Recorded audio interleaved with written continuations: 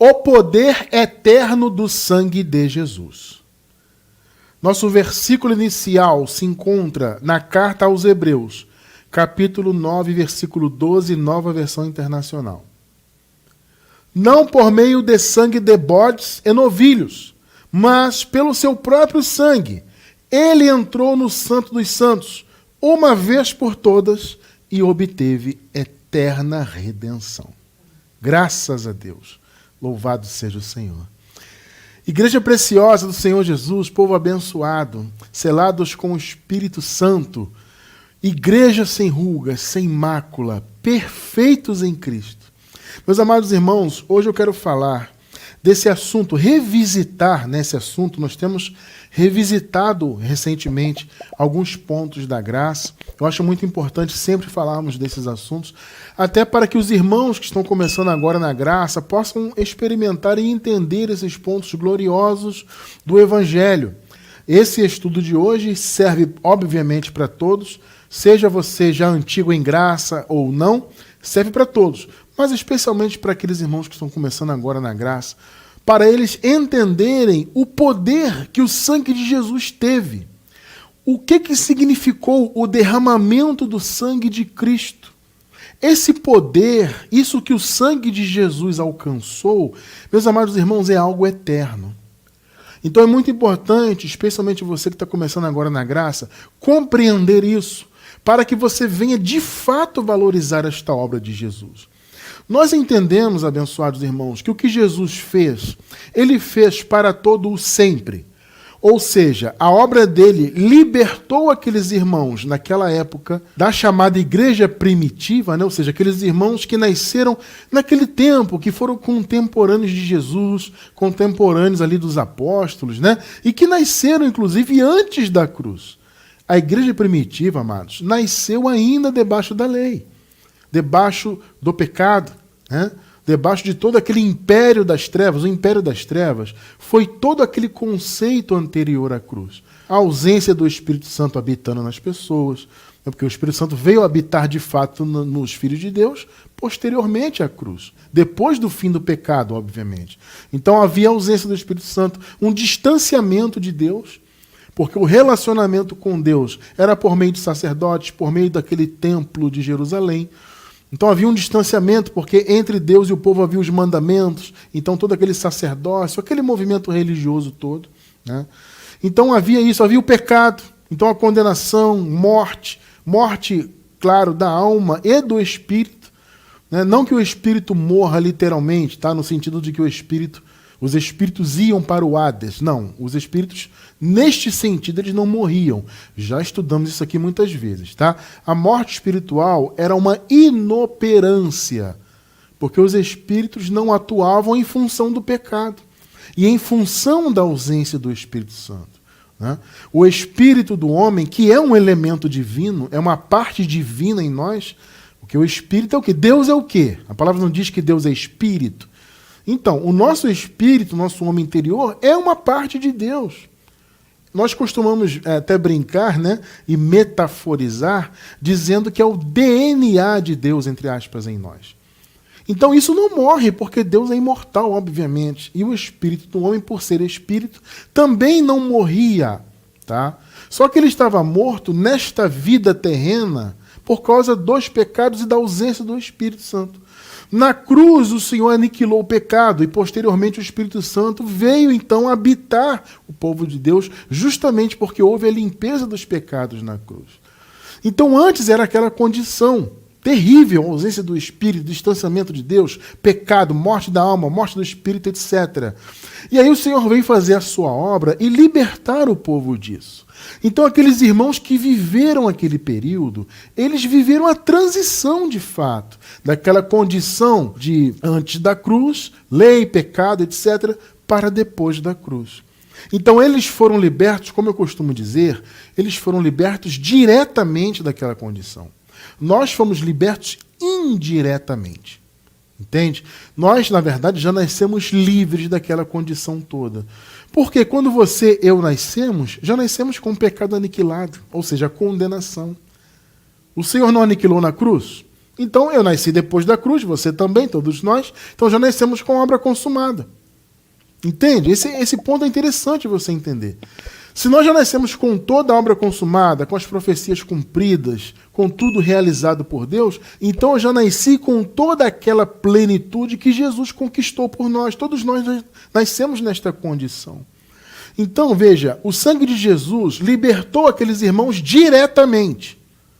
Nós fomos libertos indiretamente. Tá? Veja bem, amados, eu vou deixar para vocês que estão assistindo pela gravação, na descrição do vídeo, o seguinte estudo. Nós estamos debaixo da graça? O tema é uma pergunta. É um estudo muito interessante, porque existem aí pensamentos de que não existe mais graça, não existe mais Jesus, não existe mais pacto. Tem isso, né? Irmão Cristiano, por que tem esses pensamentos? Vamos lá. Amados, eu particularmente, falando da minha experiência, eu prego a respeito da questão do ano 70, da segunda vinda de Jesus, realizada no ano 70. Já mais de uma década nós falamos desse assunto. Tá? E, recentemente, esse assunto vem sendo tratado por muito mais pessoas, o que é bom. Observe isso é muito bom. Quanto mais pessoas conhecerem que a vinda de Jesus, a segunda vinda, né, já se consumou, quanto mais pessoas souberem disso, melhor será. Tá? Só que existe um efeito colateral disso. Porque nos últimos, 2, 3 anos, tem havido aí na internet, inclusive, uma explosão de pessoas falando disso, o que, eu repito, é muito bom, porém existe, vou repetir, um efeito colateral, que são os delírios. Então as pessoas pegaram essa questão, se Jesus já voltou, então Jesus acabou. Não tem mais pacto, não tem mais igreja, não tem mais graça, não tem nada. Eu tenho chamado esse movimento de ateísmo da graça, entre aspas. Por quê? Porque não existe mais nada. É quase como um ateísmo que diz que não existe Deus, né? Então, não existe mais graça, não existe mais pacto, tudo acabou, Jesus já voltou. Obviamente, isso não faz sentido. E nós já estudamos algumas vezes, tá? Nesse estudo que eu estou recomendando, nós estamos debaixo da graça. Nós falamos um pouco sobre isso. Tá? E tem outros estudos que já falamos sobre isso também, sobre a eternidade da graça. A diferença são as experiências da igreja. Tá? Veja, a graça é eterna, amado. Olha só, não caia nessas histórias. Que não existe mais Jesus, não existe mais graça, não existe mais pacto. Cuidado com isso. Eu vou dar um conselho para os irmãos, tá? Ouçam bem, por favor. Na dúvida, fique sempre com a palavra. Sempre com o que está escrito. Vamos combinar isso? Esse é o nosso procedimento aqui no nosso ministério. Na dúvida, fique na palavra sempre. Tá? Porque as pessoas dizem que não existe Jesus mais, porque Jesus voltou no ano 70, então acabou. E a palavra diz que Jesus é eterno. A palavra não diz que o Senhor Jesus é o mesmo ontem, hoje e será eternamente? A palavra diz. Percebeu? A palavra não diz que o reinado de Jesus seria eterno. As promessas dizem isso. Que o Messias se levantaria, e ele se levantou como judeu, porque esta era a promessa. Ele se levantou para cumprir toda a lei, para morrer, para aniquilar o pecado, para trazer justiça, aquela coisa toda, derramar o seu sangue, que é o ponto de hoje, inclusive, né, do nosso estudo. E que esse reinado que viria, então, por meio dessa obra, esse reinado do Senhor, seria eterno. O seu trono é eterno. Mas as pessoas dizem que acabou. Vocês estão entendendo o ponto? A palavra diz que a graça é eterna. Já estudamos isso aqui. Mas as pessoas dizem que acabou. É o ateísmo da graça, entre aspas. Cuidado com isso aí. Muito, muito cuidado com isso aí. Tá? Então, se você quiser entender um pouco dessa questão da graça, a eternidade dela, essa questão de termos sido libertos indiretamente, inclusive nesse estudo aqui, que eu vou deixar na descrição do vídeo, nós damos uma metáfora muito interessante. Amados, essa metáfora foi uma bênção para muitas pessoas. Quando nós falamos da questão do sequestro, vocês devem se lembrar, né? Eu usei uma metáfora do sequestro, de sequestradores e tudo mais, para falar da salvação direta e indireta. Tá? Eu não vou me aprofundar nisso porque tem esse estudo, eu recomendo muito que você que está pela gravação, procure depois na descrição do vídeo o link desse estudo. Nós estamos debaixo da graça, é um estudo muito bom. Tá? Então estude aí conosco, tá? Posteriormente a esse que vocês estão assistindo agora. Então, o que Jesus fez? Ele fez diretamente pelo aquele povo e indiretamente por nós. Então, nós já nascemos, por exemplo, na condição de vida eterna. Aqueles irmãos ainda nasceram na condição de morte. Nós já nascemos em condição de vida eterna. Percebe? Eles nasceram debaixo do pecado. Nós já nascemos justos. Aliás, eu vou deixar também esse estudo na descrição, tá? Já nascemos justos. Muito interessante esse estudo. Então, o que acontece? O poder do que Jesus fez é eterno. Então, se eu hoje nasci, você também, nós nascemos nessa nossa geração, já em condição de vida eterna, é porque o que Jesus fez tem uma cobertura eterna. Vocês percebem? Não foi apenas para aqueles irmãos. Eles passaram pela transformação direta de condições. Condição de morte para condição de vida eterna. Condição de condenados para condição de justificados. Condição de velhas criaturas para condição de novas criaturas. Eles passaram por esse trâmite. Nós já nascemos depois de tudo isso. Então, o que difere é a experiência. A experiência daquela igreja foi uma, a nossa experiência como igreja é outra. Inclusive, também a palavra diz que a igreja é eterna. E tem gente dizendo por aí que não existe igreja. Claro, não existe no sentido que o sistema religioso entende. Isso eu concordo. Essa coisa de igreja templária, sabe? De a igreja ser um prédio com placa denominacional e essa visão religiosa, templária e tudo mais. Obviamente, nós também não defendemos essa visão aqui. Só que a igreja é eterna. A igreja são as pessoas, os filhos de Deus. Nós compomos a igreja nesta geração. Não templo. Templo somos nós, o povo de Deus. Tá? Então nós defendemos esta visão. E a igreja é eterna. Então, veja bem, o que difere são as experiências. Então aqueles irmãos tiveram aquela experiência de transição, nós tivemos uma outra experiência. Já nascemos com toda a obra consumada. Vocês estão entendendo isso, né? Então, amados, o poder do sangue de Jesus, que libertou diretamente aquele povo, né, daquela geração, que estava naquele tempo ali, próximo à cruz, que nasceram antes da cruz e viveram a transição, então eles foram libertos diretamente pelo que Jesus fez e pelo derramamento do seu sangue. Nós tivemos uma experiência diferente, mas vivemos a consequência disso. Então é aquela questão que eu falei, o que Jesus fez, como é eterno, se mantém para sempre. A característica é essa, né? Se é eterno, se mantém para sempre. Então eu já nasci hoje justo, já nasci nova criatura.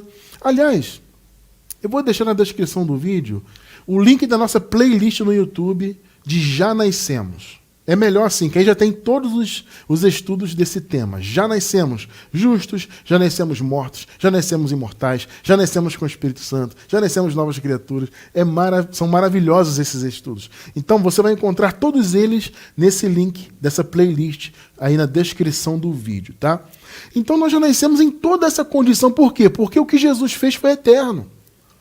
Então ele fez e a cobertura do que ele fez segue para sempre. Então nós estamos aqui nessa geração e nós estamos submetidos ao que Jesus fez. E a próxima geração que virá, a nossa geração vai passar, outra virá. E os filhos de Deus desta geração também passarão então por essa experiência de já ter nascido com todas essas bênçãos manifestadas, com todas essas bênçãos concedidas. Essas bênçãos nos foram concedidas, ou seja, nós já nascemos com todas essas bênçãos espirituais pelo que Jesus fez. Então, meus irmãos, vejam bem, nós temos que valorizar muito isto. Eu não posso dizer, não existe graça. Eu não posso dizer isso. O sangue de Jesus não tem mais efeito. Ora, como assim, amado? Tem efeito eterno. Se nós já nascemos em condição de vida eterna, é porque o efeito do sangue de Cristo é eterno. Vocês estão percebendo? O efeito da graça, do pacto. Nós já estudamos que o pacto é eterno, né? O pacto, o novo pacto, ele é novo para sempre. A pessoa pensa, mas Cristiano, como ele é novo, se já foi feito há 2000 anos? Porque essa é a característica da nova aliança. Ela é nova para sempre. Tremendo isso, né? Ela é nova para sempre, porque ela sempre vai se renovar na vida dos filhos de Deus. Quando o Filho de Deus nascer nesse mundo, ele já vai nascer debaixo desta aliança, portanto, já com todas as bênçãos, porque Jesus já conquistou essas bênçãos. E foi o derramamento do sangue dele que fez isto. E é importante, então, amados, nós aprendemos a valorizar isto. São dois extremos, né? É o ateísmo da graça e também os religiosos. Ambos desvalorizam o sangue do Senhor. E os religiosos também desvalorizam muito. Por quê? Porque eles dizem que tudo que eles conquistam espiritualmente vem dos esforços religiosos deles.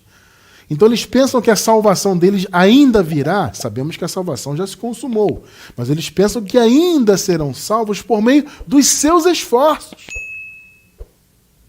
Entende?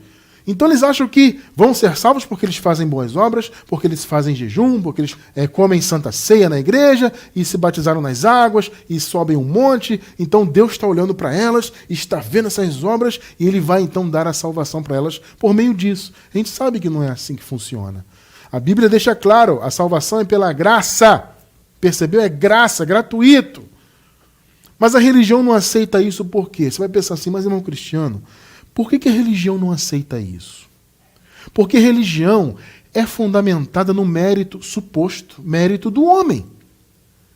Tudo é um mérito humano. A começar que é o homem, segundo eles, que aceita Jesus.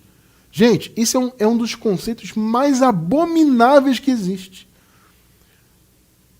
Quase todos os conceitos religiosos, amados, são abomináveis à luz do Evangelho.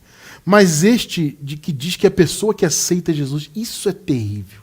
É um dos piores. Eu vou deixar na descrição do vídeo também um estudo sobre essa questão do aceitar Jesus. É o blasfemo conceito de aceitar Jesus. Se você não assistiu ainda, assista-o depois. Tá? É um conceito terrível. A começar por isso, então. A pessoa que decidiu, então, aceitar a Jesus, entre aspas, pelo seu livre-arbítrio. A vontade da pessoa, né, é que teria feito querer Jesus. Isso não existe na Bíblia. Tá? Mas 99,9% das chamadas igrejas pregam isso aí. Muito bem. Aí a pessoa se esforça para frequentar a igreja. Ela faz a classe dos catecúmenos, que é a classe dos iniciantes, né? A maioria das igrejas, chamadas igrejas, tem isso, né? Aí ela é uma classe de preparação para o batismo. Aí o cara vai e se batiza nas águas, sendo que Jesus já nos batizou no Calvário, né? Ele batizou a todos os filhos de Deus para todo o sempre, lá na cruz. Mas eles não sabem disso. Então eles seguem dando banho nas pessoas, como João Batista fazia antes da cruz, e até mesmo os apóstolos, discípulos de Jesus de Nazaré, faziam também no início da igreja primitiva, né? Até que a revelação do verdadeiro batismo viesse através da revelação da graça dada ao apóstolo Paulo. Então as pessoas seguem hoje com isso aí. Não, eu vou dar um banho na carne, né? Que aí o cara vai estar salvo, vai limpar os pecados, e por aí vai. Então eles acham que são esses movimentos que vão dar a salvação para eles, que vão os manter abençoados, etc., através do esforço deles, entendem? Então, por isso que a religião não aceita a graça, porque a graça, ela tira todo o mérito do homem.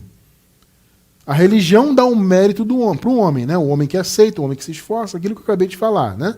E a graça tira tudo isso, porque a graça nos mostra que tudo que nós temos foi Deus que nos deu, não fomos nós que o aceitamos, foi Ele que nos aceitou, porque foi Ele que nos escolheu antes da fundação do mundo. Entende? Então o mérito é todo de Deus. Ele nos escolheu. A palavra diz, aos que predestinou, a estes também chamou, aos que chamou, a estes também justificou e glorificou. A obra toda dele. Então ele predestinou os seus filhos, elegeu, portanto, né? Então ele sim nos escolheu na soberania dele. Então, ele que nos aceitou, se teve alguém que aceitou alguém, foi Deus que nos aceitou como filhos. Percebe? A soberania é dele. E toda a obra de salvação foi ele que fez. Então não tem essa história de que o homem que faz, o homem que acontece, o homem frequenta templo, o homem sacrifica e faz as cerimônias para alcançar algo de Deus. Isso não existe. Tudo isso nós temos pela graça, pela obra de Deus e pelo sangue derramado. Meu irmão. Foi o sangue de Jesus que fez isso. E esse poder libertador do sangue de Cristo, como eu disse no início, ele perdura para sempre. Porque a graça é um pacto eterno. Entende isso? É tremendo isso, meus amados. Então é importante você, especialmente que está começando na graça agora, entender esse poder do sangue de Jesus, até para você valorizar aquela obra que foi feita. Entende? Nós aqui, amados, inclusive é bom dizer, valorizamos muito a obra do Senhor na cruz.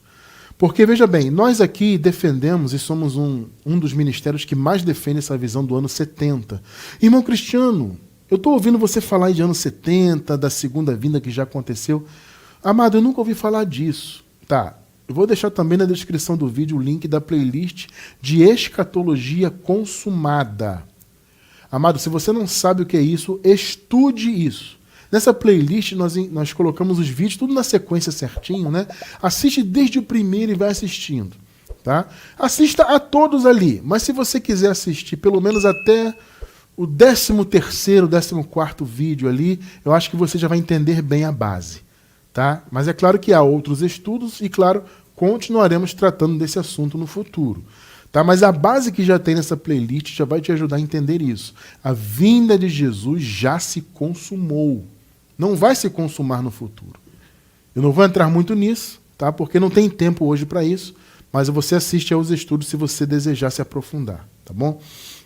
Então veja bem, amados, nós defendemos muito esta visão então do ano 70, da segunda vinda, porque é muito importante, né, entender isso, até para entender a obra de salvação do Senhor, tá? E até para entender a nossa condição como igreja nesta geração.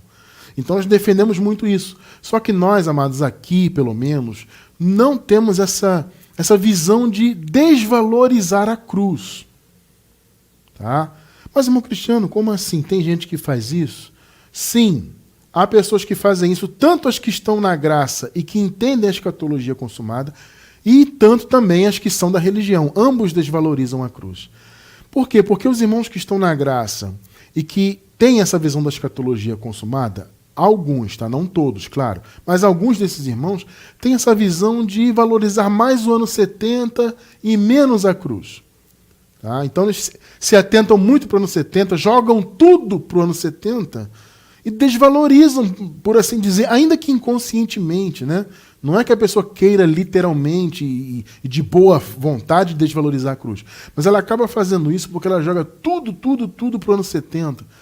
E aí a cruz acaba sendo um mero detalhe. E não. Veja bem, a obra de salvação do Senhor, ela teve 3 etapas. E também outro estudo que eu vou deixar na descrição do vídeo. Os 3 atos da salvação.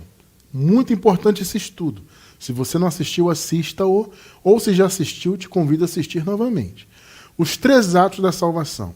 No meu modo de ver, esses 3 atos da salvação, eles se equivalem. Quais são eles? A manifestação de Jesus como homem, né, o seu nascimento, foi o primeiro ato. A sua morte e ressurreição, o segundo. Nós reputamos como um ato só. E o terceiro ato, a sua segunda vinda no ano 70. Os 3 atos. Para mim, no meu modo de entender, eles se equivalem em importância. Tá? Mas, se eu tivesse que colocar uma hierarquia nesses 3 atos, eu diria que a cruz é a mais importante.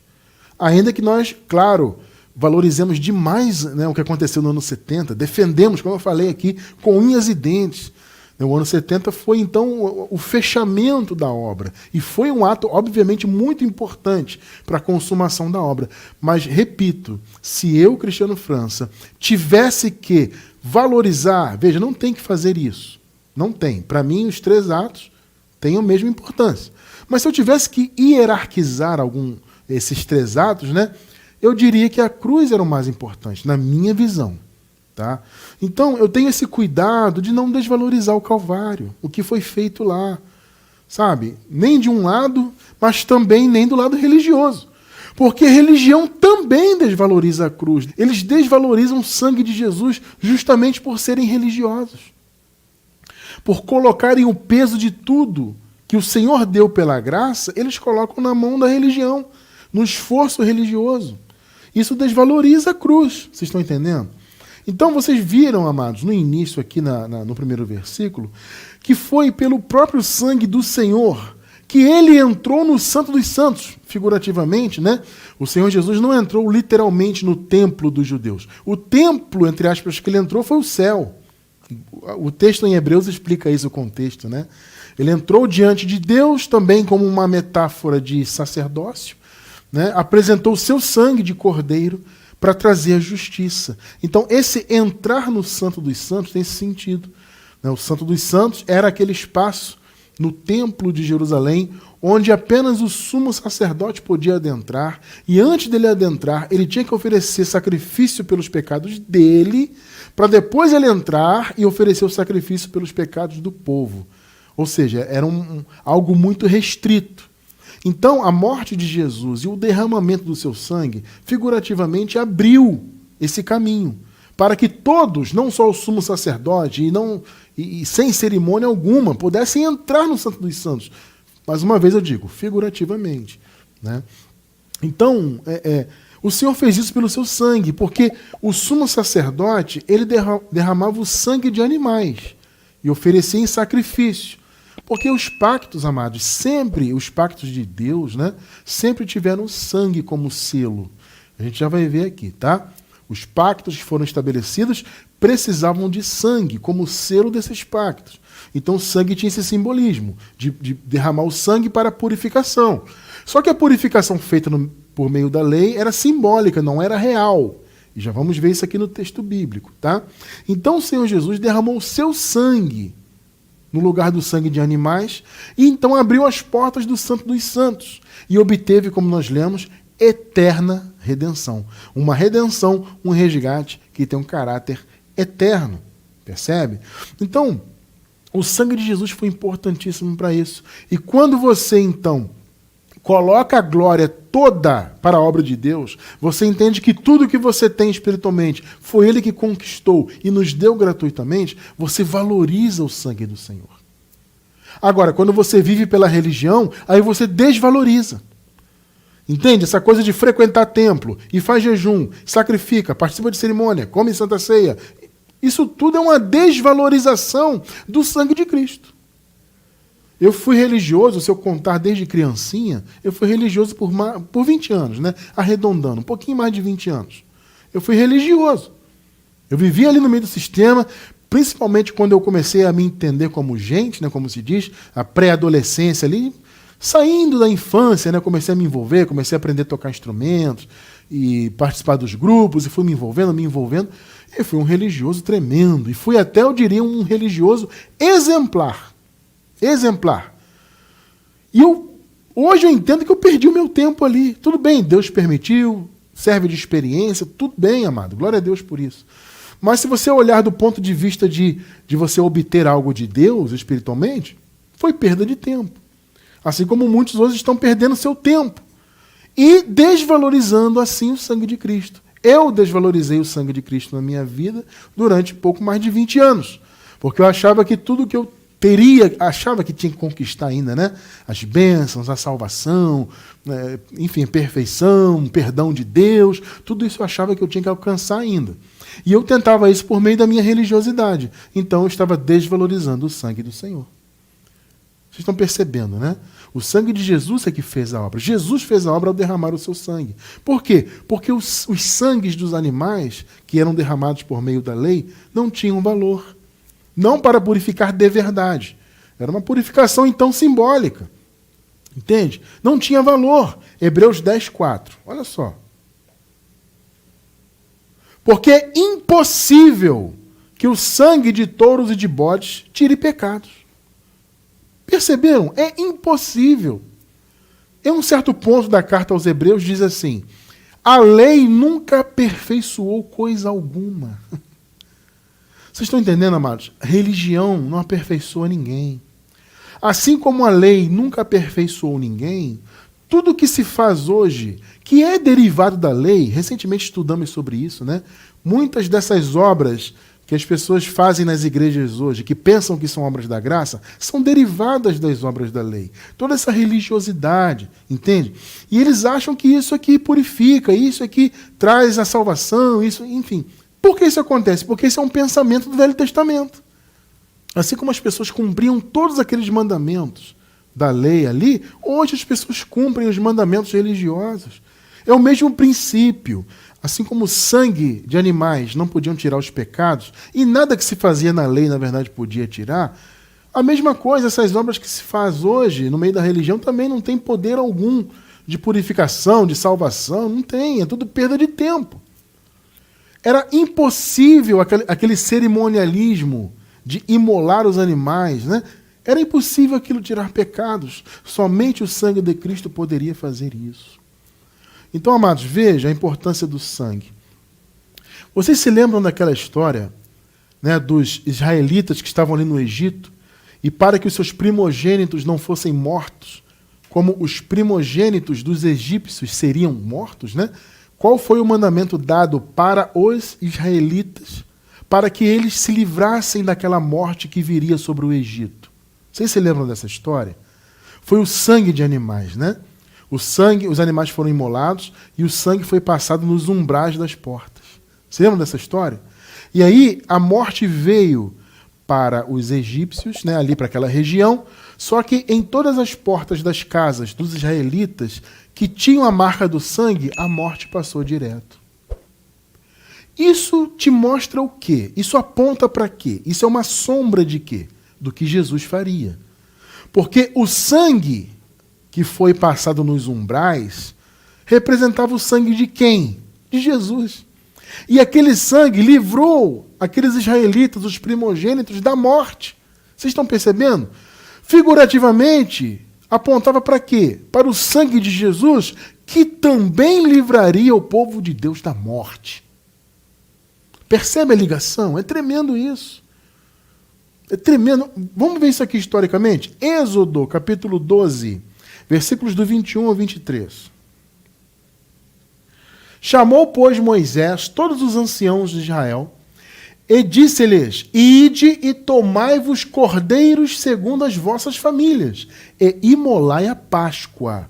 Vê a importância da Páscoa, né? Jesus, quando ele fez a última Páscoa com os discípulos, ele simbolizou o seu sangue por meio do vinho, né? Isso aqui é o meu sangue, obviamente simbolizando. E ele estava celebrando a última Páscoa com os discípulos dele. Por quê? Porque ele seria exatamente esse cordeiro aqui.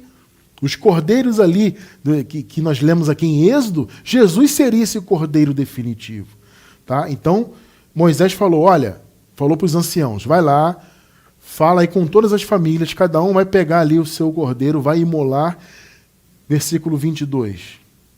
Então tomareis um molho de sopo, embebê-lo-eis no sangue que estiver na bacia, e marcareis com ele a verga da porta e os 2 umbrais. Mas nenhum de vós sairá da porta da sua casa até pela manhã. Ou seja, vocês têm que ficar na proteção do sangue. Gente, isso é uma figura maravilhosa. Hoje nós estamos na proteção do sangue do Senhor para sempre. Porque o que ele fez no Calvário é eterno. Então nós estamos antes da porta dos umbrais, figurativamente falando, né? 23. Porque o Senhor passará para ferir aos egípcios. E ao ver o sangue na verga da porta e em ambos os umbrais, o Senhor passará aquela porta e não deixará o destruidor entrar em vossas casas para vos ferir.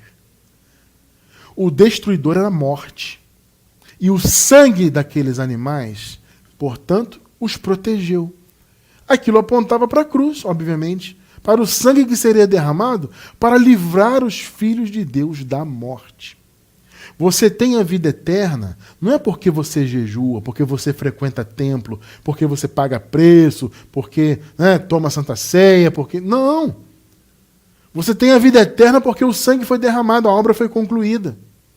Então aquilo que esse episódio que acabamos de ler apontava, foi consumado no Calvário. Glória a Deus por isso. Aquele sangue apontava para o sangue de Jesus. Da mesma forma que aquele sangue protegeu os primogênitos dos israelitas, o sangue do Senhor protege os filhos de Deus, para sempre. Porque o pacto foi selado com sangue. E ambos os pactos, o antigo e o novo, era fundamental haver sangue. Vamos ver historicamente também isso, o relato desse selo com sangue das 2 alianças? Hebreus capítulo 9, versículos do 16 ao 22. Nova versão internacional. No caso de um testamento, olha só, é necessário que comprove a morte daquele que o fez. Vocês estão entendendo a função do sangue? Porque um testamento, ele só tem valor se o testador morrer. Se um pai faz um testamento para a família, para os filhos só vão tomar posse do que está no testamento quando o pai morrer. Vocês estão entendendo o ponto? Então, enquanto o pai está vivo, o testamento não tem valor. Essa é a necessidade do sangue, então, para que o testamento fosse selado. Acho que está claro isso aí, né? No caso de um testamento, é necessário que comprove a morte daquele que o fez, obviamente. 17 e 18. Pois um testamento só é validado no caso de morte. É o que eu acabei de falar agora. Uma vez que nunca vigora enquanto está vivo aquele que o fez. Por isso, nem a primeira aliança foi sancionada sem sangue. 19 e 20.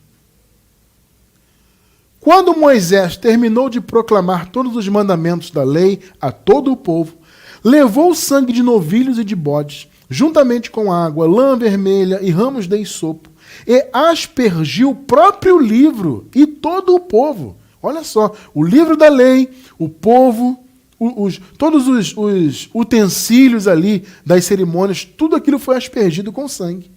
Tá? Dizendo, este é o sangue da aliança que Deus ordenou que vocês obedeçam. 21.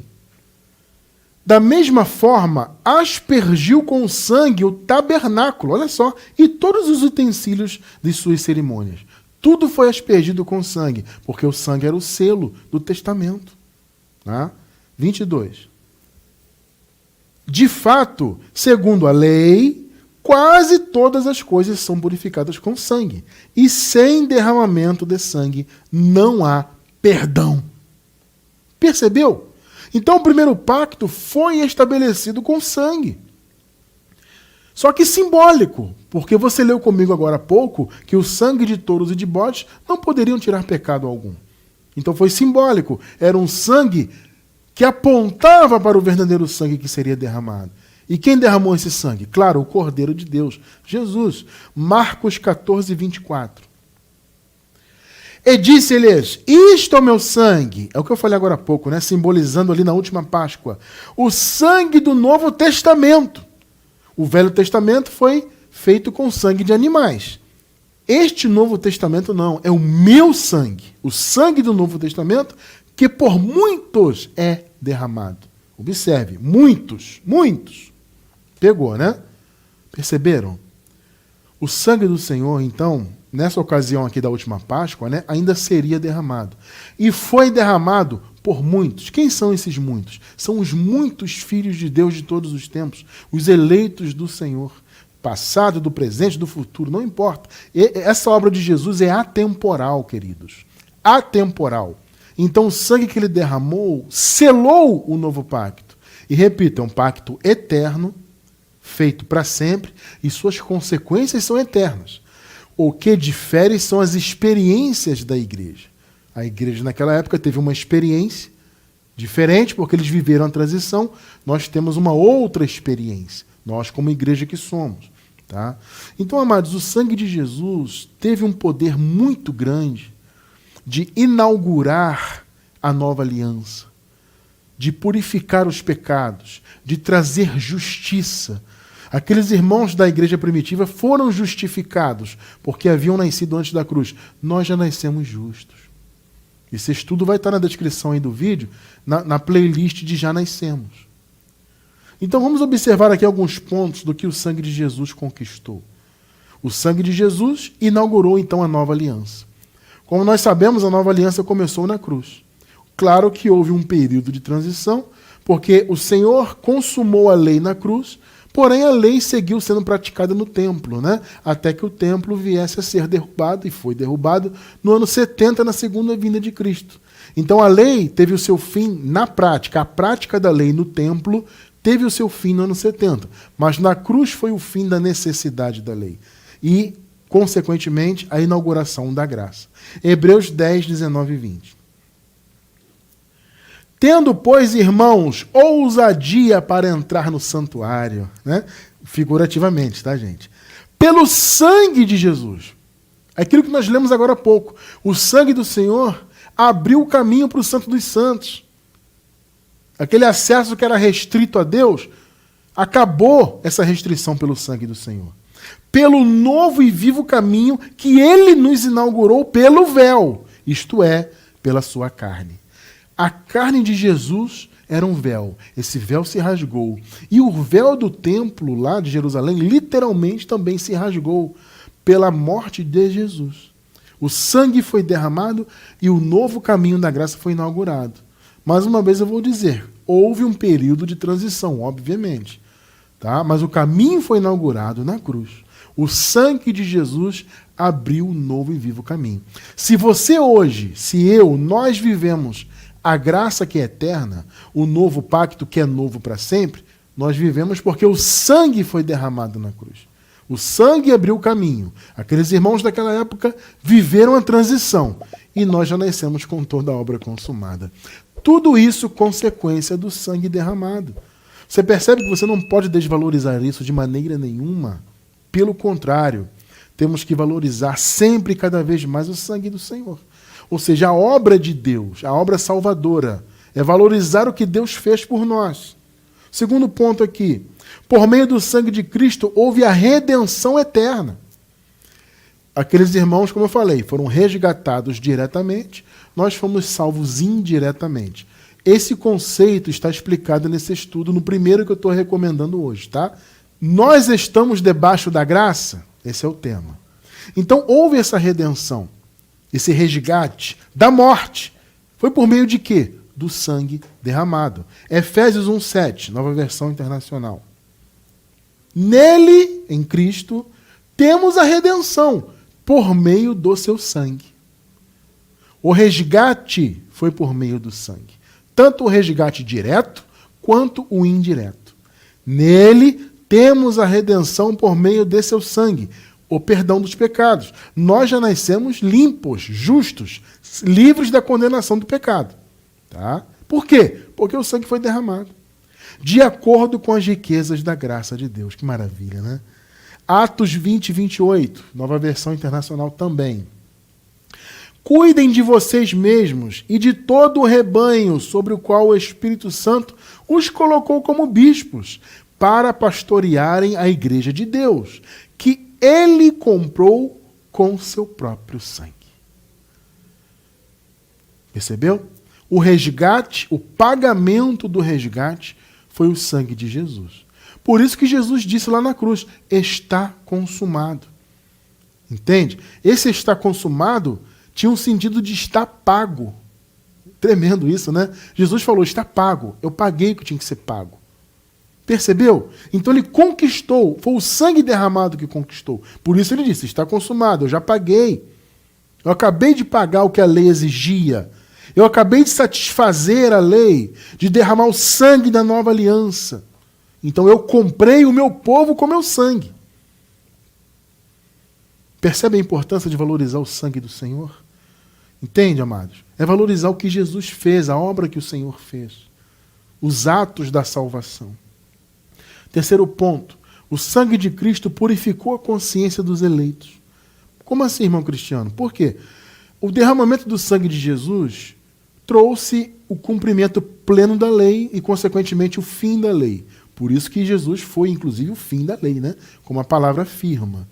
Então, ele purificou a consciência. Por quê? Porque a lei trazia má consciência. Aquela consciência de pecados. Ah, sou pecador, eu não sou digno. Que, aliás, a religião impõe, né, esse pensamento até hoje. Nós vivemos no tempo pleno da graça, irmãos.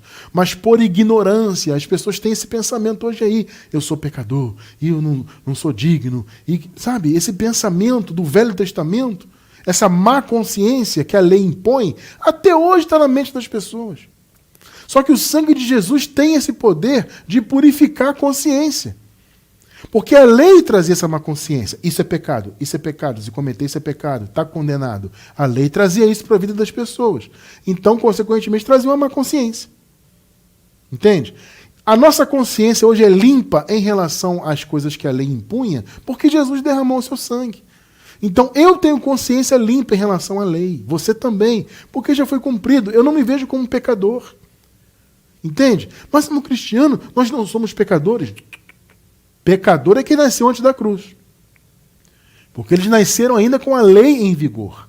Portanto, nasceram ainda debaixo do pecado. Eu e você não, nós não. Vou deixar na descrição do vídeo o link de um estudo sobre o pecado. Tá? Para você se aprofundar nisso. Nós não somos pecadores. Você vai entender isso ao assistir a esse estudo. Tá? Um estudo sobre o pecado, específico sobre esse assunto. Muito interessante. Então a lei acabou, então a consciência do povo se libertou. Claro, de quem conheceu o Evangelho, né? Claro que isso só acontece quem tem a salvação na mente. Porque a sua mente é liberta. Então você entende que está livre da lei, livre dos mandamentos, você está na graça, já é um abençoado, é salvo, é selado com o Espírito, é santo de Deus. Então você não tem má consciência neste sentido. Hebreus 9, 13 e 14. Porque se o sangue de touros e bodes e a cinza de uma novilha esparzida sobre os imundos os santifica quanto à purificação da carne, ou seja, purificação aparente, simbólica, externa, tá? 14. Quanto mais o sangue de Cristo, que pelo Espírito Eterno se ofereceu a si mesmo, imaculado a Deus, purificará as vossas consciências das obras mortas para servirdes ao Deus vivo? É uma pergunta retórica, tá? É uma pergunta retórica. Na verdade, ele está afirmando. O sangue de Jesus é poderosíssimo. Muito mais do que o sangue dos animais, que era só simbólico, era uma purificação externa, carnal, sabe? A purificação do Senhor não. Foi genuína. Inclusive purificou as vossas consciências. Como eu falei, purificou em relação aos mandamentos da lei. Em relação a essa consciência de pecado, de ser pecador, de não ser digno, tudo isso caiu por terra na cruz. Percebeu? E aí, consequentemente, o sangue de Jesus então trouxe a justificação. Recentemente nós estudamos sobre a justificação, né? Já nascemos justos. Esse link está na playlist de Já Nascemos. É muito interessante você entender isso. O Senhor trouxe a justiça, justificou aqueles que nasceram antes da cruz, né? Então trouxe a justificação e nós já nascemos justos, porque já nascemos depois de toda a obra consumada. Isso tudo foi pelo sangue do Senhor. Romanos 5, 9. Como agora fomos justificados por seu sangue. Percebeu? Foi a obra de Deus, foi a fé de Jesus. É aquilo que nós estudamos recentemente, né? Não é a fé em Jesus que trouxe justificação. Não, foi a fé de Jesus, a fidelidade. Porque a palavra fé, no grego, ela tanto significa fé de fato como fidelidade. Então foi a fidelidade de Jesus que trouxe a justiça, o seu sangue derramado. Muito mais ainda seremos salvos da ira de Deus por meio dele. Eles estavam antes do ano 70, antes do juízo, por isso que Paulo fala que seremos. Na verdade, eles foram salvos da ira e nós já nascemos, inclusive, longe da ira. Entende? Porque já nascemos com a obra consumada. O sangue de Jesus libertou o povo de Deus da ira, porque o sangue dele lavou os pecados, justificou aquele povo e nos permitiu nascer justos já. Amados, vocês estão percebendo a importância de você valorizar o sangue de Jesus? Estar longe da religião é o primeiro passo para você valorizar o sangue do Senhor. Porque tudo que a religião diz que você tem que conquistar ainda por suas obras, o sangue do Senhor já concedeu. Ou seja, a obra do Senhor, o derramamento do sangue, a consumação da graça, a abertura da graça. Vocês estão percebendo? O Senhor que fez a obra toda. Quando você entende isso, e você então se submete à graça do Senhor, e se liberta de toda essa visão religiosa, dessa visão templária, dessa visão do cerimonialismo, desse paga-preço terrível que o pessoal vive por aí, infelizmente. Quando você se livra disso, você diz, chega, eu não vou viver mais nisso, você está valorizando o sangue do Senhor. Você está dizendo, Senhor, eu confio que o Senhor me deu tudo de graça. O teu sangue conquistou tudo. Então eu descanso nessa graça. Isso é valorizar o sangue do Senhor. Nós aqui buscamos muito isso. Valorizar o que Jesus fez, a obra de Deus. Nós valorizamos, amados, igualmente, como eu falei no início, os 3 atos da salvação. O nascimento de Jesus, fundamental, claro. Como ele cumpriria a lei? Isso era necessário, né? Como ele cumpriria a lei se ele não nascesse como um judeu? Então ele se manifestou como homem judeu, filho de Davi, né? Da tribo de Judá, pela promessa. Ele nasceu para cumprir a lei. Isso foi fundamental para que a salvação se manifestasse. E aí ele morreu e, consequentemente, ressuscitou. Você viu toda a consequência da morte dele, o sangue derramado. Toda a consequência positiva. E no ano 70 ele veio concluir a obra. Trouxe o juízo final, juízo sobre Israel, etc. Que coisa tremenda, que obra maravilhosa. Você só valoriza essa obra se você está debaixo da graça.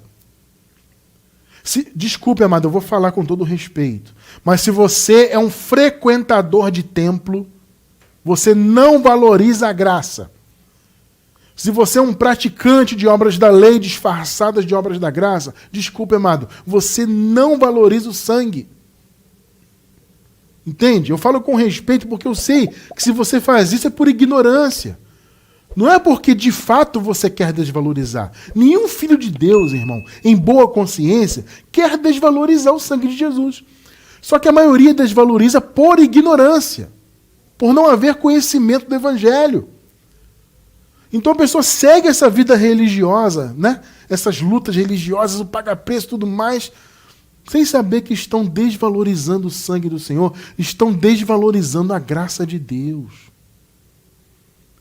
Então, quando você entende que foi o sangue de Jesus que fez tudo, ou seja, a sua morte, sua ressurreição, toda a obra que Deus fez por meio de Cristo, quando você se liberta da religião e você se submete a essa graça, você está valorizando a obra. Isso é maravilhoso. Valorize a obra do Senhor. Diga não a toda religião. Viva por fé. Viva pelo que o Evangelho te revela. Não pela letra, mas pelo Espírito. A graça é o ministério do Espírito. Entende? Se você não vive a graça, você está anulando-a na sua vida. Você está anulando todo o benefício do novo pacto. E eu quero encerrar, obviamente, não poderia ser diferente, né? Eu quero encerrar com esse clássico da graça. Gálatas 2:21. Não faço nula a graça de Deus. Porque se a justiça vem mediante a lei, logo Cristo morreu em vão. Está percebendo a gravidade disso? Religião anula a graça de Deus na vida das pessoas. E isso é gravíssimo. Porque quem está na religião, para esta pessoa, Jesus morreu à toa. Percebe a nossa luta aqui de pregar a graça? Os motivos de insistirmos nessa obra aqui, porque as pessoas têm que ser libertas disso. Elas têm que se libertar, amados. Elas têm que parar de desvalorizar a cruz, desvalorizar a obra de salvação, desvalorizar o sangue de Jesus, consequentemente, desvalorizar a graça. Não, a graça de Deus não é nula. Foi ela que nos deu tudo. Deus nos deu porque Ele nos amou desde antes da fundação do mundo. Então a justiça não veio pela lei, pela religião, e ela não vem pelas obras praticadas hoje religiosamente. Não! Cristo não morreu em vão. Cristo morreu, derramou seu sangue para que todos esses benefícios espirituais alcançassem aqueles irmãos que estavam na igreja primitiva, né? Eles viveram a transição, e para que esses benefícios fossem eternos, de modo que nós hoje, como filhos que somos, pudéssemos nascer já abençoados com todas as bênçãos espirituais. Glória ao Criador por isso. Graças a Deus.